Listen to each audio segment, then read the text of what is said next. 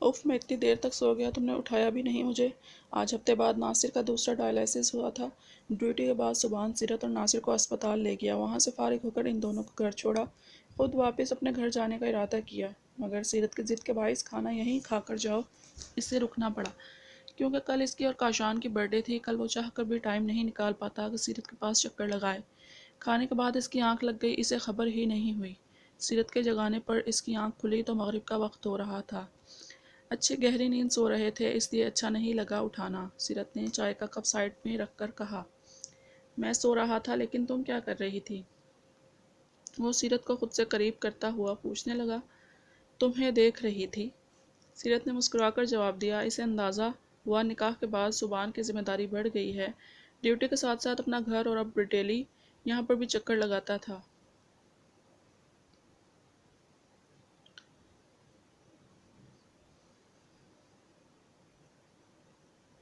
तुम बस दूर से ही देखती रहा को, सुबहान सीरत से कहता हुआ इसकी गर्दन पर झुका। सोबी, ये क्या बदतमीज़ी है, पीछे हटो। इसके होठों को अपनी शहरक पर महसूस करके सीरत ने इसे पीछे हटाना चाहा, मगर शायद वो पीछे हटने के मूड में नहीं था। इसे बाहों में लेकर बेड पर आया। सोबी, तुम होश में हो कि नहीं? सुबहान के दोबारा झुकने पर वो इसके सीने पर अपने दोनों हाथ रखकर बोली, इस वक्त बिल्कुल मूड नहीं है मेरा होश में रहने का। चुप करके मुझे अपनी सुस्ती उतारने दो। वो सीरत के हाथ अपने सीने से हटाते हुए बोला, ये सुस्ती उतारने का तुमने कौन सा बेहुदा तरीका निकाला है? अब तुम्हें कभी खाने पर नहीं रोकूंगी।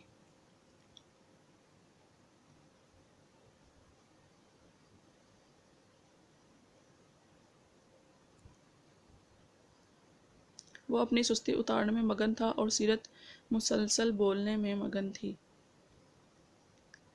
मुझे तो लगता है डार्लिंग, तुमने खाने में कुछ मिला दिया था, अब भुगतो। इससे पहले सीरत इस इल्ज़ाम पर कुछ बोलती वो इसका नरमी से मुंह बंद कर चुका था। अरे सीरत! चंद मिनट की खामोशी को नासिर की आवाज़ ने तोड़ा तो सुबहान पीछे हटकर बेड से उठा। आई अब्बा, सीरत लड़खड़ाती आवाज़ में कहा और सुर्ख चेहरा लिए सुबहान को देखने लगी, मगर वो मुस्कुराता हुआ इसी को देख रहा था।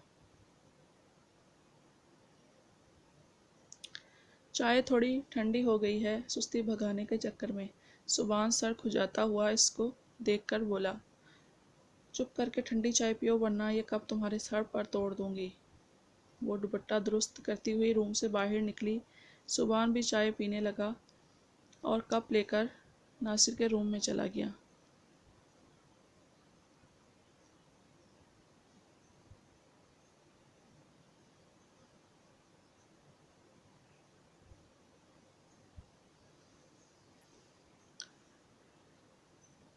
काशान ऑफिस में मौजूद लैपटॉप पर बड़े इन्हमाक से अपना काम कर रहा था। तब माया खुद इसके रूम में आई तो माया इसकी चेयर के पीछे जाकर नीचे झुकती हुई लैपटॉप की स्क्रीन को देखने लगी। आखिर ऐसा कौन सा ज़रूरी काम है जो आपने माया पर एक नज़र डालना भी ज़रूरी नहीं समझा? माया काशान के कान में सरगोशी करते हुए बोली तो काशान की तेज़ी से कीबोर्ड पर चलती हुई उंगलियां रुक गईं। अगर आपको अपनी मतलूबा फ़ाइल नहीं मिल रही तो मेरे हाथ से कहकर आपके रूम में भिजवा देता हूँ। काशान ने अभी भी इसके ऊपर नज़र डालना गवारा नहीं किया और स्क्रीन को ही देखकर बोलने लगा। वो दोबारा अपने काम में मसरूफ़ हो गया। माया इसका अंदाज़ देखकर मुस्कुराई। तो आप मुझे अपने रूम से निकलने के लिए बोल रहे हैं? माया घूमकर चेयर पर इसके सामने बैठकर पूछने लगी। माशाल्लाह से काफ़ी बाशऊर खातून हैं आप। काशान के दोबारा तंज पर वो ढीठपन से मुस्कुराई। यूं ही बातों में काशान इसकी इज्जत अफसाई करता रहा था। अगर इसकी जगह कोई और होता तो अब तक इसे नौकरी से फारिग कर चुका होता, मगर वो काशान के लिए कोई एक्शन नहीं लेती थी।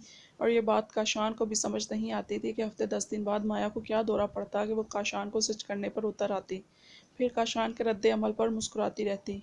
हामिद ग्रुप ऑफ इंडस्ट्रीज़ के ऑनर से आज हमारी मीटिंग है, सोचा मैं आपको खुद इस बारे में आगाह कर दूं। 4 बजे रेडी रहिएगा।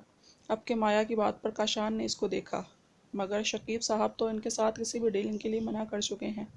फिर इस मीटिंग का मकसद? काशान ने संजीदगी से इससे पूछा तो माया ने इस्माइल दी। डीलिंग के लिए मना किया था, मगर इनकी ऑफ़र सुनने में कोई मज़ायका नहीं है। हो सकता है इसमें हमारी कंपनी का कोई मुफाद हो। माया के कहने पर काशान ने सर हिला दिया। ठीक है, मैं 4 बजे रेडी रहूँगा। काशान इसको बोलता हुआ दोबारा अपने लैपटॉप में बिजी हो गया। माया इसके रूम से चली गई। आज इसकी और सुबान की बर्थडे का दिन था। युसरा ने इसे सुबह ही विश कर दिया था और घर जल्दी आने को कहा था। यकीनन युसरा इन दोनों के लिए कुछ स्पेशल अरेंजमेंट करना चाहती थी, मगर अब इसको घर जल्दी जाना मुमकिन नहीं लग रहा था, इसलिए वो युसरा को टेक्स्ट में अपने घर लेट आने का बताने लगा। व्हाट्सएप पर रनम के मैसेजेस पर नज़र पड़ी तो काशान के चेहरे पर मुस्कुराहट आई। रात में रनम ने मैसेज पर इसे विश किया था, जिसके रिप्लाई में काशान ने इसे थैंक्स का मैसेज किया। सुबह काशान की आंख खुली तो रनम का दोबारा मैसेज आया हुआ था, जिसमें बर्थडे से रिलेटेड पोइट्री रनम ने इसको सेंड की थी और जिस पर काशान ने इसको स्माइली इमोजी सेंड किया। जब वो ऑफिस पहुंचा तो 2-3 मैसेजेस मजीद रनम के व्हाट्सएप पर शो हो रहे थे, जिसमें बेस्ट विशेज़ और आज के दिन की मुबारकबाद थी, जिसको पढ़कर काशान ने इसे हार्ट सेंड किया। इसके बाद रनम के मैसेजेस के जवाब में इसको ढेर सारे किस वाले इमोजी सेंड किए और जब से ही रनम के मैसेजेस पर ब्रेक लगा हुआ था, काशान ने मुस्कुराते हुए मोबाइल टेबल पर रख दिया। तुम्हारा भी कोई जवाब नहीं है रनम, कोई बर्थडे वाले दिन ही बर्थडे का गिफ्ट लेता है। पूरे 3 घंटे गौर करके तुम्हें यह शर्ट और परफ्यूम पसंद आया है। यशल ने चेयर पर बैठकर अपने और रनम के लिए आइसक्रीम का ऑर्डर करते हुए रनम से कहा, यार भैया की चॉइस का तो मुझे मालूम है, इनके लिए तो मैं कब का गिफ्ट ले चुकी थी, मगर काशान को फर्स्ट टाइम गिफ्ट दे रही हूँ इसलिए कंफ्यूज थी। पेपर की वजह से मेरा गिफ्ट लेने के लिए पहले निकलना नहीं हुआ। रनम ने आज सुबह ही युसरा से मन्नत करके यशल के साथ काशान के लिए गिफ्ट लेने का प्रोग्राम बनाया और काफ़ी देर बाद इसे एक शर्ट और परफ्यूम काशान के लिए पसंद आई। यशल और वो इस वक्त गिफ्ट खरीद कर होटल में बैठी हुई थी।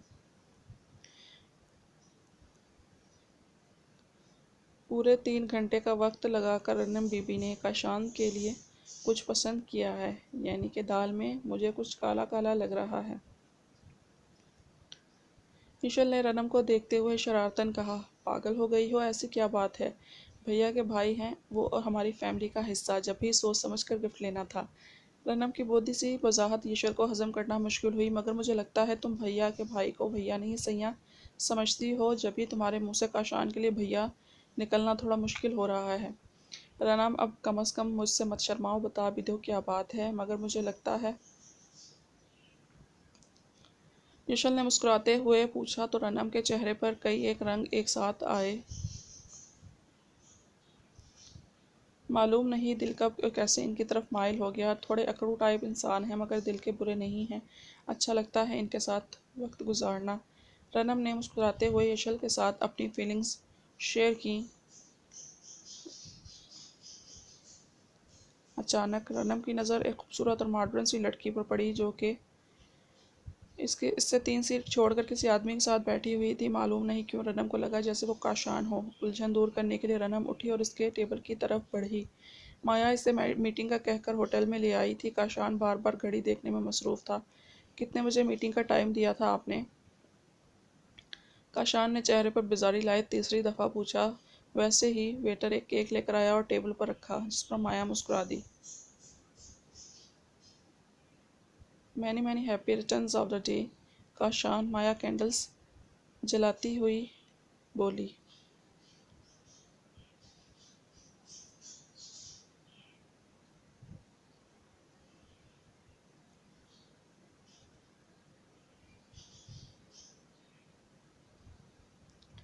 जिस पर काशान ने गुस्से से लब भींचे। अब वो इसका प्लान समझा। यहाँ कोई मीटिंग नहीं थी, वो झूठ बोलकर इसको यहाँ ले आई थी। काशान का दिल चाहा इसके मुंह पर एक रखकर थप्पड़ रसीद कर